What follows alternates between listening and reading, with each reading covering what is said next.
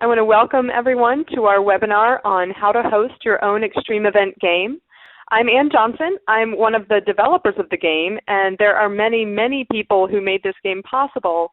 So I'd like to start by recognizing Patrice Legros, director of the Koshland Science Museum, the designers and developers at Intuitive Company, the staff of the Resilience Roundtable of the National Academies, and the hundreds of people from FEMA Corps, AmeriCorps, and other organizations who volunteered their time to test the game while it was being developed. We could not have done any of this without you. So here's our agenda for today's one-hour webinar. The three people you'll be hearing from are me, Lauren Alexander Augustine, Director of the Program on Risk, Resilience, and Extreme Events at the National Academies, and Patrice Legros, Director of the Koshland Science Museum. All right, so I'll start with a basic overview of the game, and Lauren will give you some background about how it was developed. Then we'll walk through how the game is played. Patrice will talk about the different ways you can use the game, and then I'll take you to our website to walk through some of the nuts and bolts of how to plan and host your game. All right, back to our poll. So now I hope that you can see the poll results. Basically, it looks like we have a few people from our test game. Big thanks again for all your help. Some of you have just spent a bit of time on our website, and others are newbies. So this webinar should give you all some more in-depth information about the game. All right, Extreme Event is an in-person role-playing game played in groups. Through the game, players must think about what it takes to make a community resilient and prioritize resource investments, build coalitions with other players, respond to a fictitious disaster scenario, and assess the impact of the disaster and consider how their decisions affected their community. It's an educational game with three primary learning outcomes. First, players learn that we have to work together. It takes coalitions of people to help the community put its resources to use to solve problems. Second, players learn that it's important to invest in both short-term resources like emergency supplies of food and water and long-term resources like flood insurance. Finally, players learn how different sectors bring different resources to the table, so everyone in a community has an important role, whether they represent a federal agency, a first responder, a business owner, or a college student. Before we go into more detail, I want to turn to Lauren Alexander Augustine to give you a bit more background about how and why this activity emerged from the National Academies. Lauren is the director on the Program of Risk, Resilience, and Extreme Events. Hi there. Can everyone hear me? I hope so. This is Lauren Alexander Augustine, and this report that you see in front of us, we published this report in 2012. It was a special report for this institution because it had about 10 federal agencies that really were supporting it, and when the report came out, people really wanted some way to understand how to implement the report. And so what the report basically says is you have to understand what your risks are, you have to work together, you have to share information, and find some way to measure resilience. So this game, this extreme event game, was based in large part on this report. And how we use the game and how we use the report together is to really engage a broad audience because resilience at the community level involves all members of the community. And the game emphasizes sharing of resources, sharing of information, understanding the risk, and making plans. So we're very delighted to have the Extreme Event game as a part of our resilience portfolio here at the Academies as an important outreach tool and as a tool that really engages a broad set of stakeholders. All right, thanks, Lauren. We've been working to create this game since the fall of 2013, so nearly 2 years now, and we took that long because we really wanted to make sure we got it right. Because we're affiliated with the National Academies, it's very important to us to create messages and content that are based in science.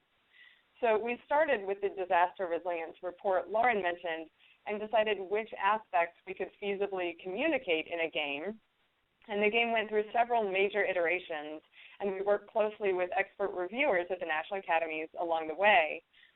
We've played the game with many different groups around the country to make sure it works with different types and sizes of groups and that it consistently communicates the right messages.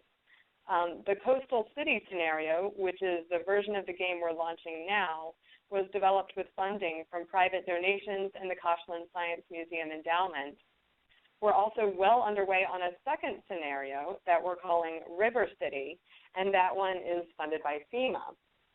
We want to thank our funders for their support and for believing in the mission of this game. After 2 years of working on it, I can't tell you how excited we are to share it publicly and see what you all can do with it. So now we'll move into a quick walkthrough of how the game works. Here are the basic things you need to play the game. First, you need 12 to 48 players. It can also be adapted for larger groups, but you'd need to make a few tweaks. It's designed for ages 14 and up, although the content is appropriate for younger kids as well.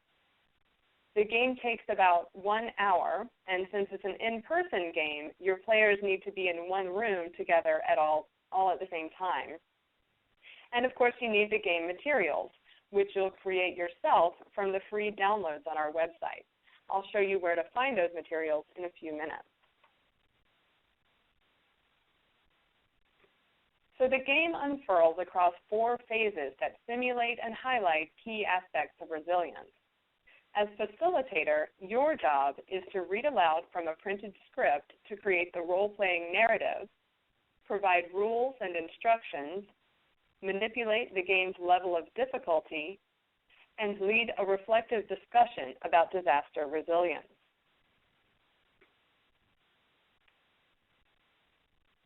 In the beginning, each player will be assigned to a specific character. They'll operate through this character's worldview throughout the game. Example characters include parent of 3 kids, food bank director, insurance company owner, school superintendent, and fire chief. Each character belongs to one of 6 sectors: households, community groups, businesses, first responders, local and state government, and federal government. So players start the game seated with the other members of their sector. In the first phase, you'll set the scene and ask players to work with their sectors to decide which resources to invest in to make their city more resilient. The resources are represented by cards like the ones you see here on the right. Players use information about their sector, the available resources, and their city to inform their decisions.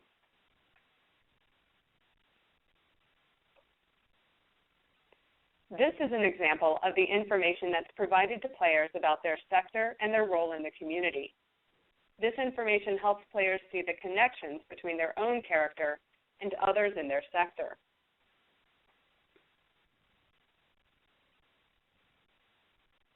These are some of the resources that players must choose from during this phase.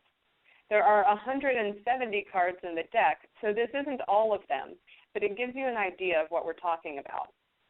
As you can see, all of these resources could be useful in different circumstances. Clearly, some are geared towards specific types of disasters. One of my favorites is the Asteroid Early Warning System, but others could help during many types of disasters, like a comprehensive disaster plan or emergency command center. Because time and funding are limited, you can't have everything, so in this phase, players must weigh the options and decide what to prioritize.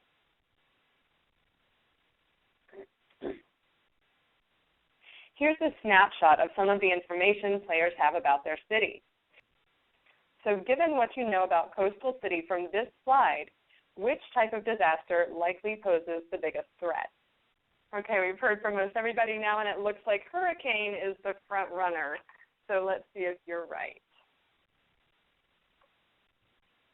In the next phase, you announce the disaster's arrival with some dramatic sound effects. As most of you guessed, in Coastal City, this disaster is a hurricane. In the River City scenario that's currently being developed, it's a riverine flood.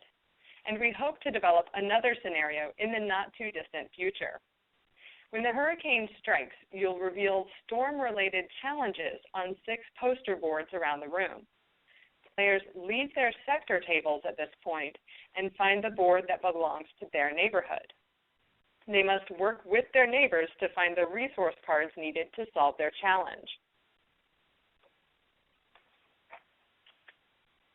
This is one example of one of the neighborhood challenges. Each neighborhood faces a dilemma and has 2 options for solving it. Up at the top, the words Old Town indicate the neighborhood where this dilemma occurs. In this example, the problem is that the storm arrived earlier than expected and children are still at school.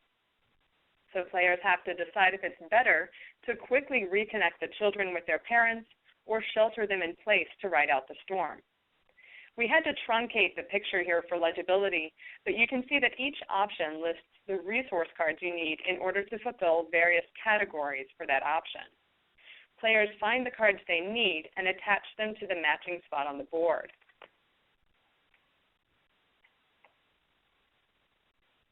To get the resource cards that you need to solve your neighborhood's challenge, you have to build coalitions with other players across the city.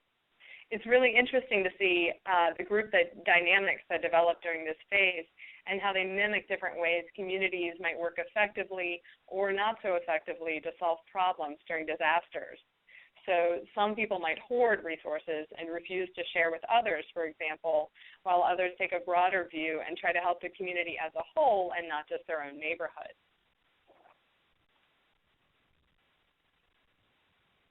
During this phase, you'll issue additional surprise challenges to make the game more difficult. These challenges mimic the unexpected events that occurred during real-world disasters, such as gridlocked traffic or difficulty moving supplies to where they're needed. As you can see in the example on the screen, the gridlock challenge temporarily prevents people from exchanging resource cards. As a facilitator, it's up to you to decide how to issue these challenges, so you can make the game as hard or as easy as you want it to be. The script provides guidance on how to deploy the challenges.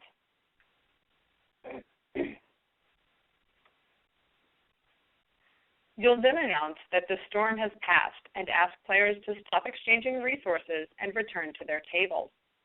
In the recover phase, you'll tally each neighborhood's score and determine the city's overall score.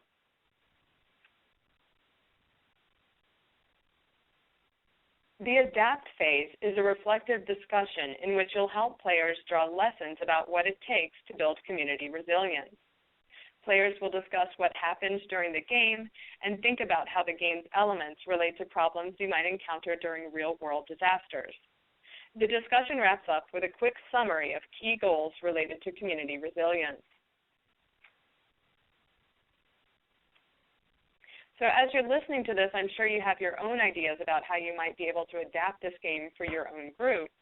But I'd like to turn now to Patrice Legros, Director of the Koshland Science Museum, for a brief discussion of how the game can be used in different contexts. Hello, everyone. Thank you so much for joining us. The fun part now, of course, is thinking about how we will use this game.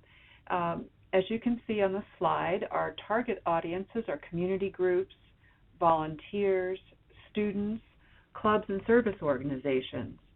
It could also be any group that wants to build an interface with their community, for example, a museum or a library who wants to host such an activity. The examples of uses that we've heard from other facilitators thus far are that they could be used for a Girl Scout troop and build a badge around it. It can be used as an introductory activity, for example, an icebreaker. We say icebreaker because this is not a full course. It really is a way to get your group engaged and start the conversation, get them up and moving and very active. But you as facilitators can build quite a wonderful extension activity to this and go more in depth in things that are related to your local situation or to the course that you're teaching. We see this also, we've seen it act as an excellent team building activity when we ran the test with the FEMA Corps groups. It could be a kickoff activity for volunteer training. For example, a local chapter of the Red Cross could use this as a kickoff activity.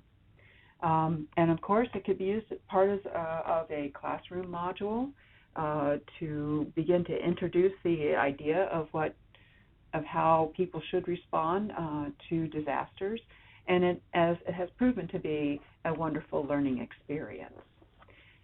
At the end of this conversation, we'll have a Q&A, and we'll be able to brainstorm a little bit about your ideas about how we can use it.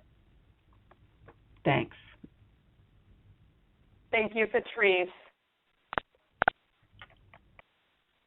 So I hope by now we've convinced you that this game can be useful to your organization.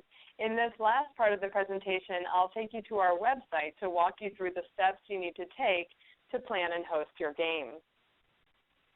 But before I go to the website, I want to talk about a couple of decisions you'll need to make as you're planning your game. First, we're offering the game in two modes, high-tech and low-tech. In the high-tech version, the facilitator uses a tablet or laptop to read through the script and control the game. Each of the 6 player tables has its own tablet or laptop where players receive information and instructions that are specific to their group.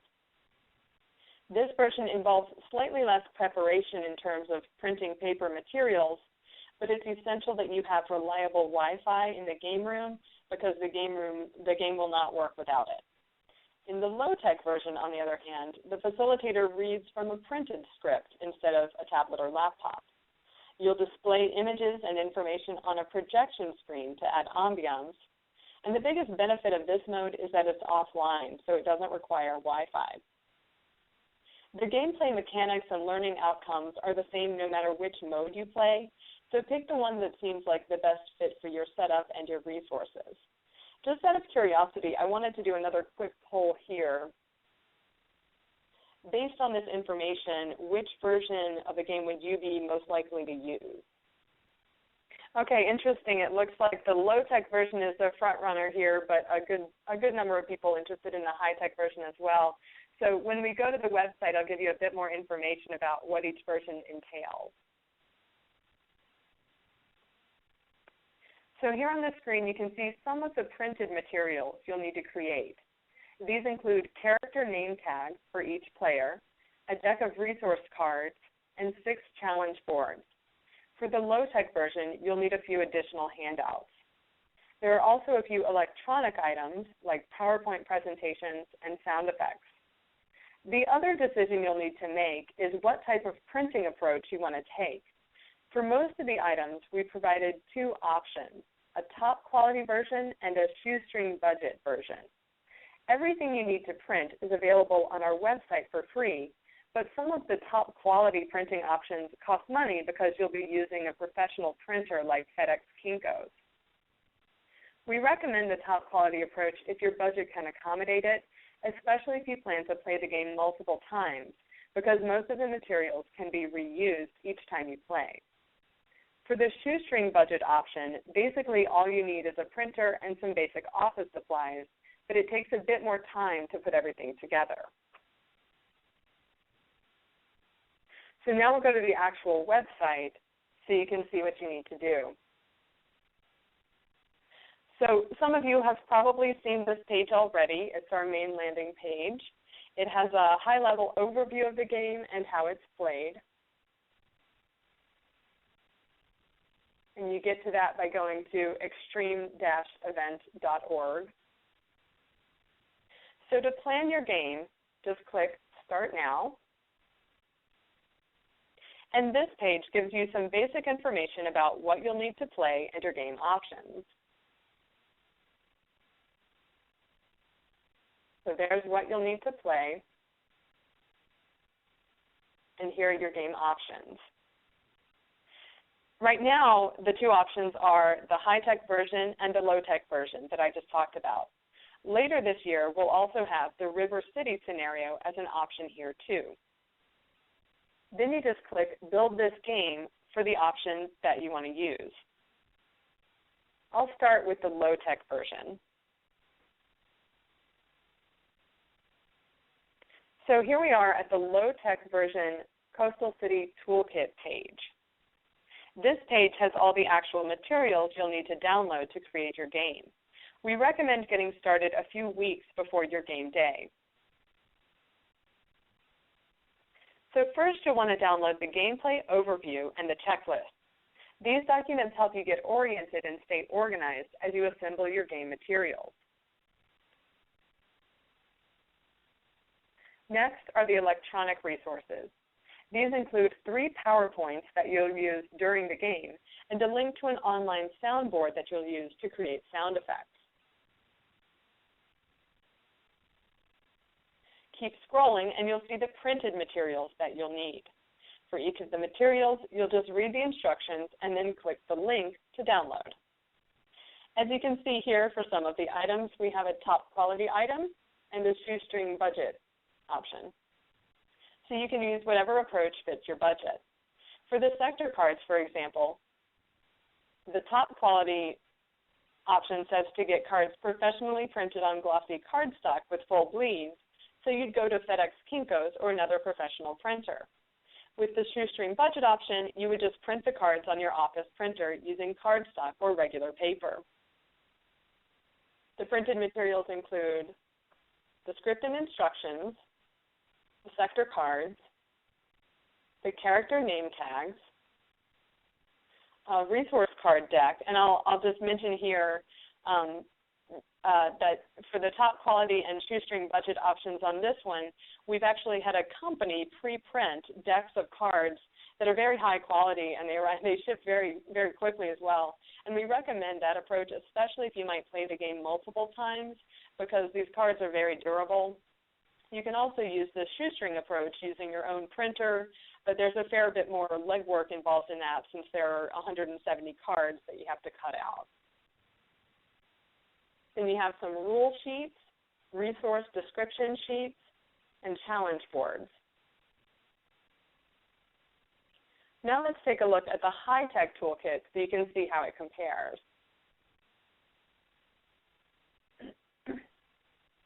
So the high-tech toolkit page is organized in a similar way, but there's a few differences.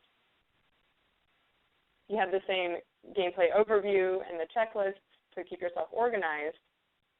But when you get to electronic resources, instead of PowerPoints, you'll see a link to a digital guide.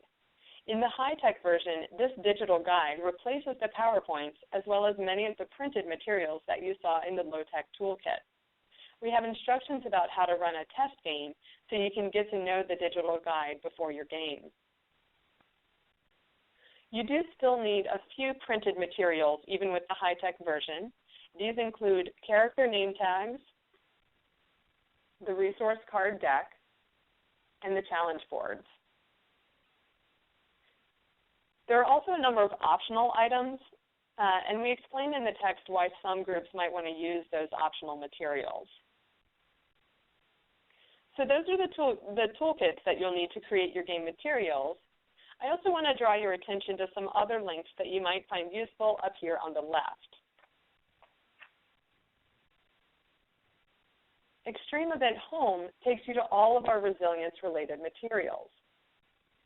These include the game, a video collection, and an online jigsaw puzzle. There are also links to additional resources at the National Academies and elsewhere. We also have a page called About the Extreme Event Game that gives more background about the game. We went over some of this material during today's webinar, and this is where we're going to post the recording of this webinar in case you need to reference it later. So it tells you what the game is, how it works, how it was developed, an overview of how the game works, and suggestions on how to use it. Finally, one of the most important pages, in my opinion, is the feedback page. Click Send Us Your Scores and Feedback, and you'll see we have 2 surveys, one for game facilitators, that's you all, and one for game players. We already have done a lot of testing on the game, but there's always going to be ways that we can improve it. So please complete this survey every time you host a game and encourage your players to do so too. This feedback will be crucial as we plan future editions.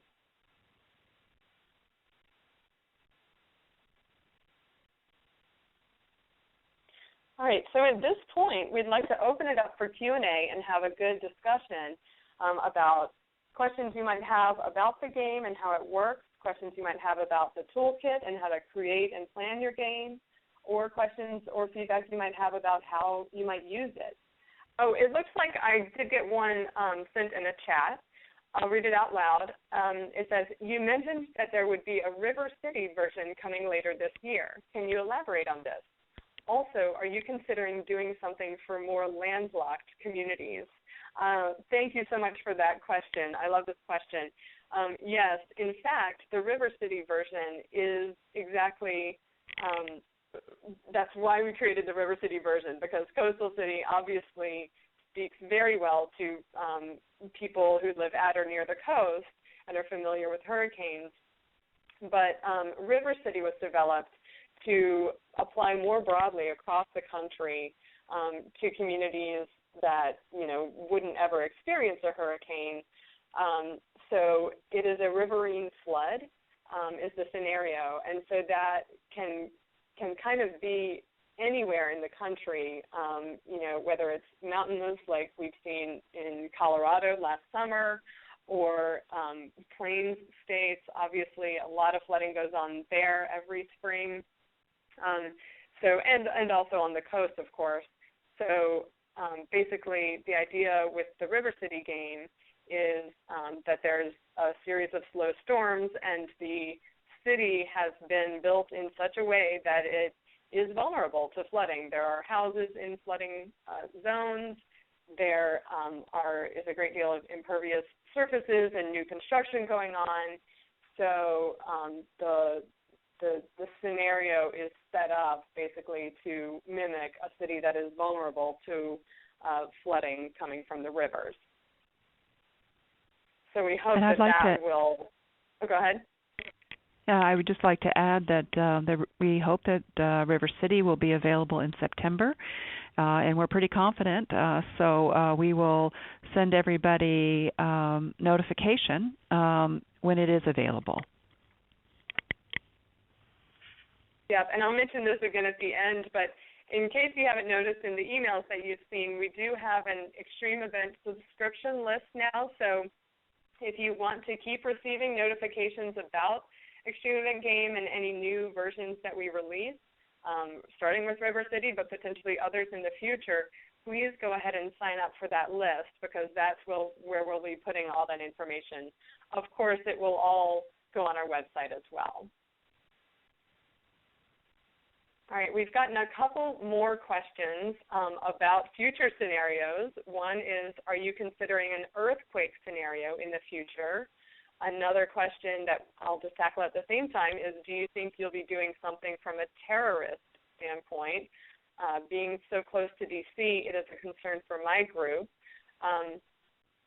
So obviously, a lot of different kinds of disasters occur all the time, man-made ones, natural ones, and resilience is a topic that spans all of those. We would love to create more scenarios that speak to more groups. We also welcome your feedback on which ones would be most applicable and most useful to you to complement the games that we are making available in the near term. So I guess what I would say is, yes, we would certainly be interested in developing follow-on scenarios and or supplemental materials that can make this game more applicable to different types of disaster scenarios.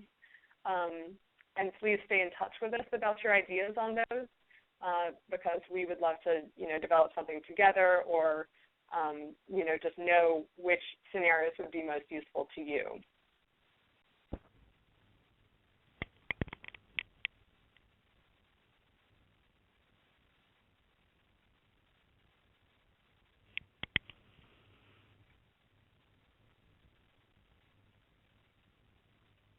All right, another question came in. Have you tested this product with a faith-based organization in a local community with limited or no knowledge?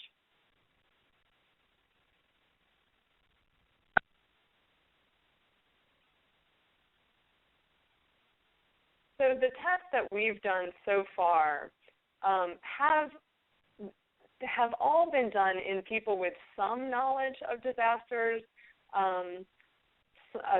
Several of them were done with a couple of volunteer groups and people being trained to help out with disasters. We have not specifically tested it in a faith-based organization, but we would, of course, love to hear how that goes and how applicable it is to your group. I would also like to add, this is Patrice, that our very first test was with a general museum audience. So it was not specialist, and they really responded so strongly to it that it encouraged us to move forward with refining it. So it's a very accessible game, and it does not require technical knowledge, but it does address a more subtle thing about community building and community coalitions in particular. So I think you'll find that audiences that have no knowledge will find it enjoyable, but also thought-provoking. Yeah, and I'll also mention that, going back to the beginning, when the players are seated in their sector groups, one of the sectors is community groups, and included in that is religious community leaders. So we certainly, built into the game is a recognition that it takes everybody to build community resilience, and people in any type of group or any type of individual or any type of government body all have something to contribute.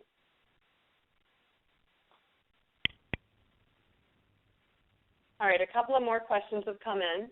One, again, related to who we've tested it with. Have you tested it with CERT teams or Medical Reserve Corps units? We have not. Patrice, do you want to speak to specifically the types of volunteer groups we have tested it with? In particular, we tested it with several teams of FEMA Corps at various points in their training. Some of them it was within their first month and had really had no experience of disaster specifically, and we also tested it with them later in their training. We also tested it with AmeriCorps. We've had observers of the game from other volunteer-based organizations to participate and to observe as the FEMA Corps were going through the test, and there's been positive response from them. But I think it's really going to be a sort of a learn as we go as the numbers of groups experience it, and I'm sure that we'll get lots of feedback on where we could enhance the game with other materials or other kinds of readings that might go in. We've had a number of suggestions, for example, to have local case studies to augment the game, so that would go a little bit deeper. Of course, we would be relying on you as facilitators to identify and to respond to what your group will need to make it locally relevant. But I think you'll find it a good jumping off point. Thank you, Patrice. So we've got a few more questions in. One is, how do we make this interesting when the hurricane scenario is not at all applicable to our region? Do we have to wait for the earthquake or terrorist scenarios? I would say no, you don't necessarily need to wait. The riverine flood is really intended to be applicable to people off the coast. Pretty much every major city has a river going through it and is therefore vulnerable to flooding depending on how the city was built around that river. So the riverine flood I would point you to as something that's going to be more broadly applicable perhaps than hurricanes. But I'll also say that it is a role-playing game. So to some extent, it depends on players using their imagination, envisioning themselves in a community that is not their current community, and operating through an adopted character's worldview. So, it challenges players to imagine themselves perhaps as a federal agency leader or as a business owner. And in the same way, I think players are perfectly capable of imagining themselves in a community that is on the coast and vulnerable to hurricanes. And it's not specifically intended to train people to respond to a hurricane. The messages are much broader than that. So it's resilience messages that are applicable across all types of disasters. It's just communicated through this exercise that uses hurricane as its crucial event. All right, next question. Is the information available in Spanish or other languages? I'm afraid not at this point, although it would certainly be something we could put on our list for future consideration. All right, another question. I understand there is long-term considerations in the game. I'm wondering if this includes ecological resilience and climate change adaptations. This is a great question. I would say that that is perhaps built into the River City version a little bit more, because the River City version has a map where you can visualize exactly how the city has been built, and so you can see how different land use patterns affect the ecology of the region, and how perhaps like leaving natural wetlands benefits your resilience to flooding. That is a little bit in the Hurricane, the Coastal City version as well. One of the resource cards is a natural flood buffer. So there is some consideration or integration of the fact that the ecosystems and how we interact with our natural landscape do affect our vulnerability or resilience to extreme events. I'd like to add there that an idea that you could integrate into supplemental materials. There's a lot of flexibility in how you lead the discussion.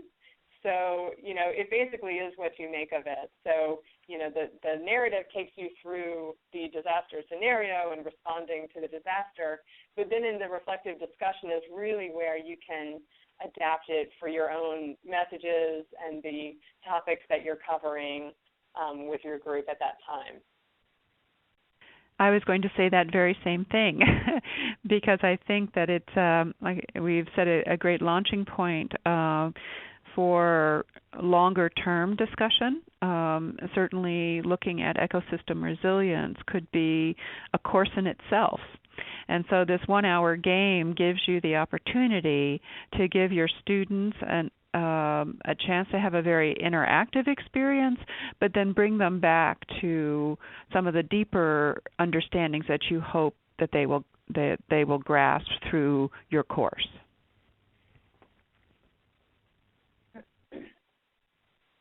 All right, another question. This person says, I'm thinking that I'll use this as a team-building tool for a work group within the government that makes decisions that impact the community. Can you talk a little bit about some of the takeaways when using it as a team-building exercise for participants? I can answer that, Anne. Would you like to go ahead, Patrice? Yeah, I sure would. Consistently, as we have evaluated each iteration on the game, some of the key takeaway messages that will be appropriate for team building are around communication. Again and again, the players have said how important it is that teams communicate and that they connect the dots, so to speak. And that, I think, is sort of the core of what you can see in a team-building activity. The chaos that is simulated around the trading of resources and getting resources will provide you a lot of insight on your team and how they behave. As whether they decide to take on a competitive, if in their neighborhoods they take on a competitive thing, or they actually think holistically about whole community resilience. So I think you'll find it will be a good tool to sort of expose the decision process that happen among the members of your team. It's also just a great way for people to get to know each other, because they start at a table at one of 6 sectors, and then halfway through the game, and they must work with that sector and get to know that sector and make decisions together. And then halfway through the game, they're remixed into new groups that are the neighborhoods. So you've got, up to 6 or 7 new people that you've got to then start working with, and you're thrown into this group sort of on the spur of the moment. The extreme event has happened, and you've got to suddenly start working together, hit the ground running, and solve your challenges. So, just strictly from a mixing point of view, it forces people to, sit with people, interact with people, make decisions with people who they might not have ever even met before or had to make decisions with. So it definitely mixes and remixes the group. All right, another question came in. Is there now, or will there be, a fee to use the game? The answer is no. We don't have any fee associated, and we don't have any plans to impose a fee. It was created expressly to provide a free resource for people. As I mentioned, some of the materials creation may incur costs depending on how nice and how durable you want your materials to be.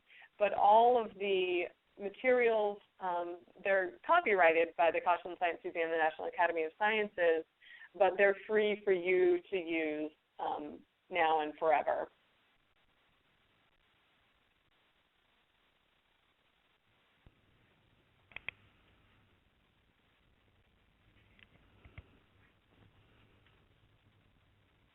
Another question came in. How much training will the facilitators need to conduct the game? So we've hopefully designed it in a way that you can use our toolkits online to create the materials, and then on game day we have a game day checklist that basically guides you step by step through the process of setting up your game room, welcoming your players, and getting started on the game. And then the script itself is really all you need to go through the game. So while I would recommend, starting a few weeks ahead of time, downloading everything, using those checklists and the gameplay overview to understand what all is going to happen, and if you're doing the digital, the high-tech version, I recommend looking through the digital guide ahead of time.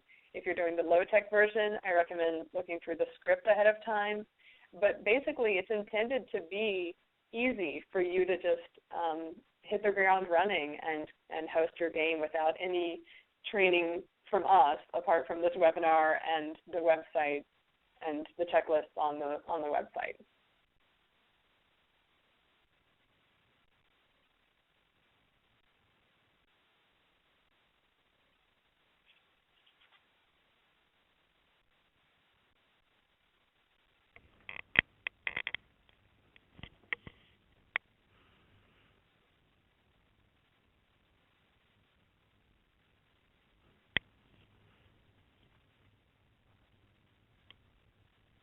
All right, well, I might spend, since we don't have any other questions coming in at the moment, one of the questions that we have received from others and that was not included in the presentation is seeing what the digital guide is like for the high-tech toolkit.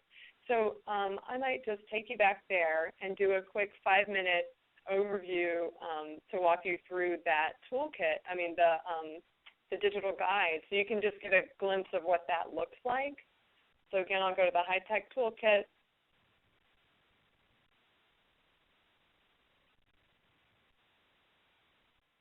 Click to start the game in the digital guide. And this is the digital guide that you would use if you're using the version with tablets and laptops. And so as a facilitator, you would start by starting a new game. You can see I've done several test games. You click Create Game.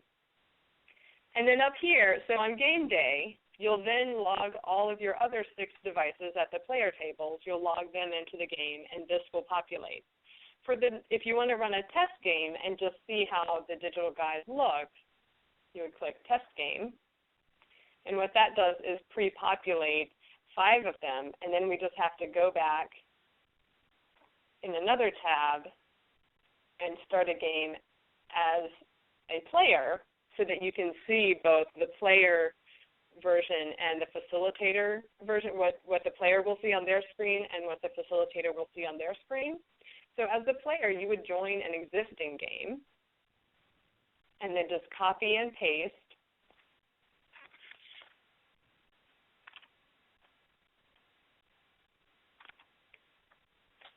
the game code into the field. And so this is what you would see on the player screen. This is, again, what you see on the facilitator screen.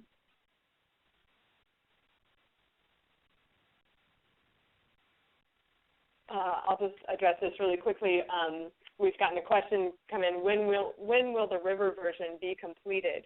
We aim to release that in September of this year. And we'll, again, let you know if you subscribe to our mailing list. We'll let you know as soon as that's available, and we'll put it on the website.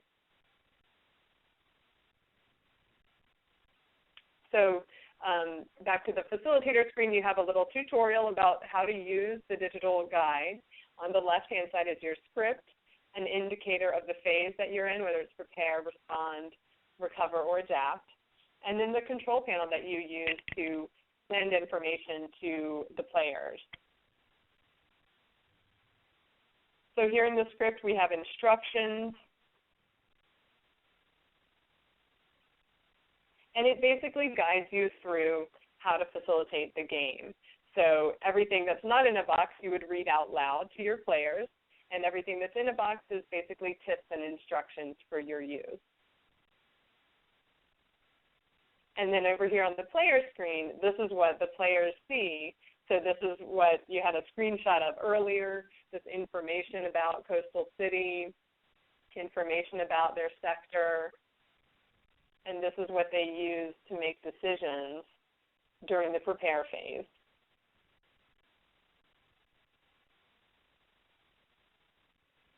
And I won't take you through the whole script because that would take an hour, but basically I will just show you an overview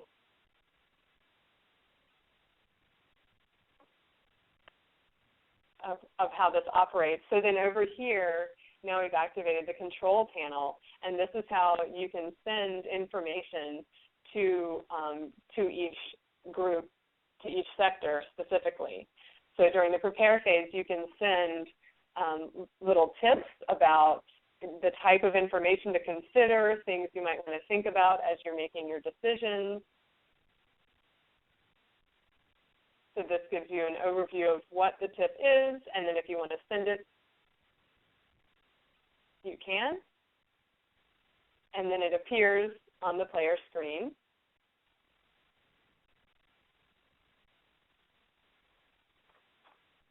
Then when you're ready to end the prepare phase, you click that button.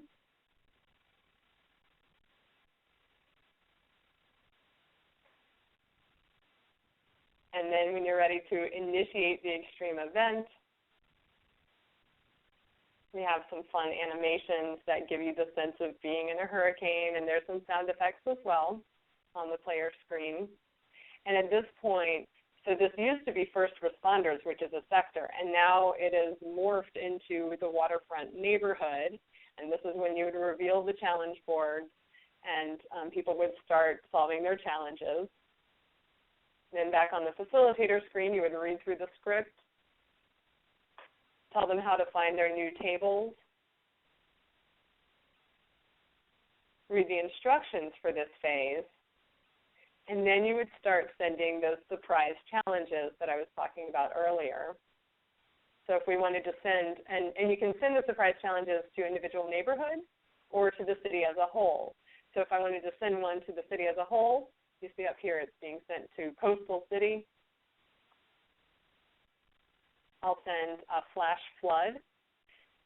And this gives you an overview of what the flash flood is going to do to people. And basically, the flash flood takes some resources out of the game. So it makes the game harder because those resources can no longer be used to solve the challenges.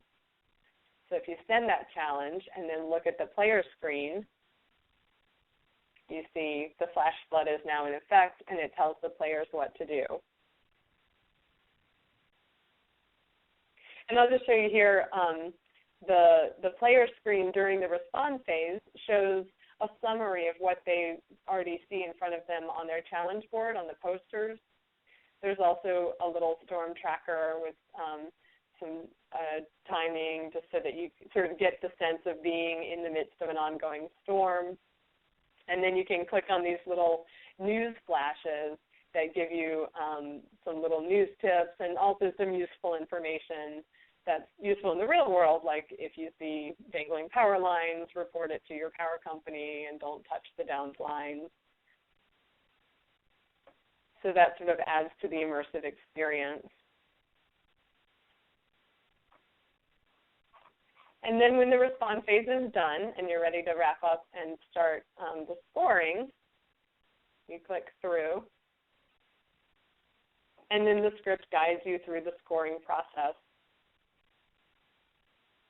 So you click on a neighborhood, select which challenge, so everybody has two options. You select which one they chose, and then select how many challenge categories did that neighborhood complete. So each challenge has 5 categories that they have to fulfill with the resource card.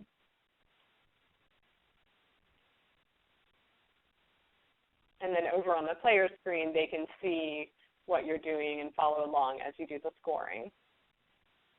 And I'll just race through these so that you can see the next phase.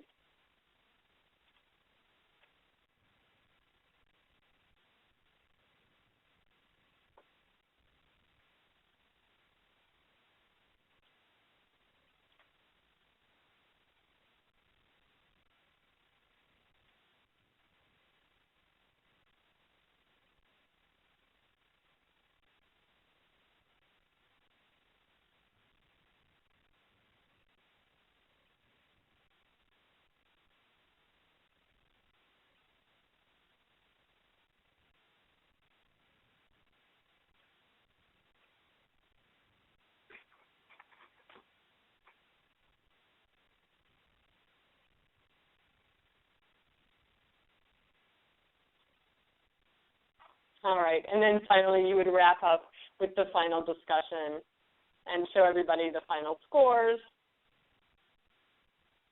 and then end the game. So we're at 1 o'clock now, so I will go ahead and say thank you to you all for attending our webinar.